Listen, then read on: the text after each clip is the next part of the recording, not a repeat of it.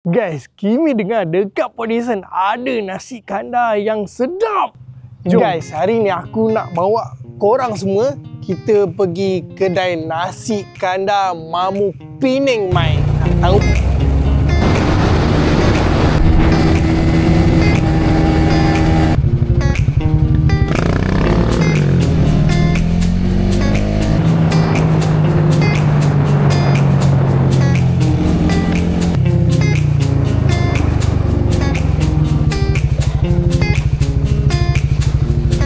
Akhirnya Kimi dah sampai dah dekat nasi kandar Mamu Pening Mai dekat Podison.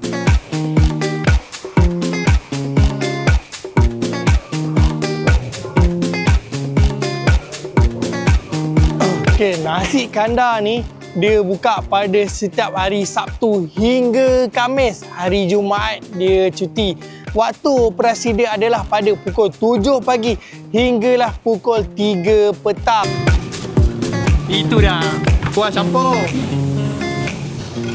Kau nak bazar kuyup kau biasa? Biasa je. Biasa Yang hujan ni kena bazar kuyup weh. Jangan. Sayur biasa Yes, lauk biasa. Kambing kan? Kambing. Kambing sebut kilo Yes, kambing.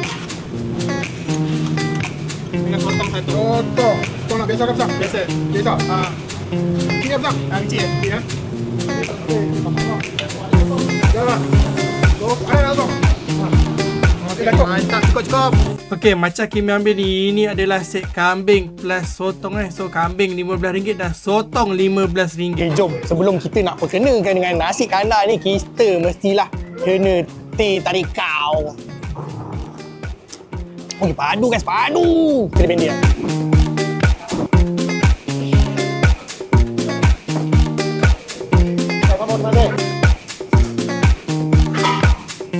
Nampak?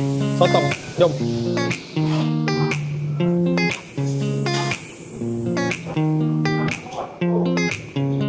Selain daripada set nasi kandar kat sini, ada pasembuk, roti jala, lempeng kelapa dan pelbagai lagi jenis menu yang ada.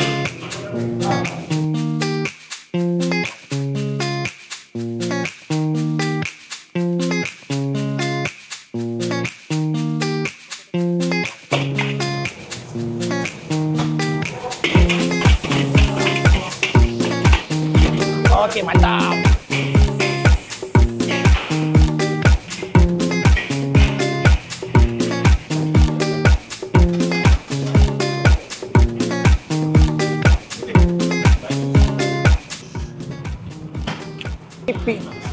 Mana yang sedang bercuti dekat Podison Negeri Sembilan ni, wajib datang ke nasi kandar Mamu Pening Mai sebelum anda pulang ke destinasi anda.